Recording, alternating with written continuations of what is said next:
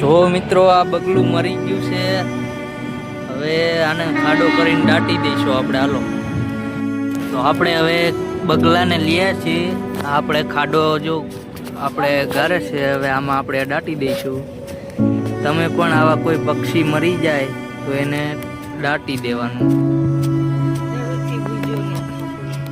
હમણાં આપણે ખાડો ગરાઈ જાય ને એટલે આને દાટી દઈશું. જો આપણા મિત્રો ખાડો ગારે છે, જલ્દી જલ્દી ગારો મિત્રો બધા. હા ભાઈ.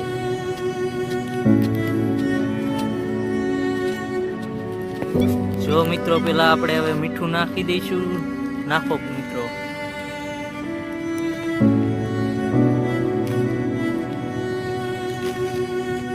અને આપણે હવે આ બગલાને દાટી દઈશું. જો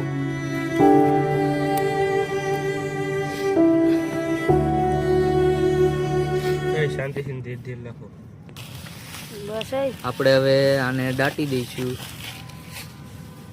वापस से हम आएंगे इसको देखने के लिए.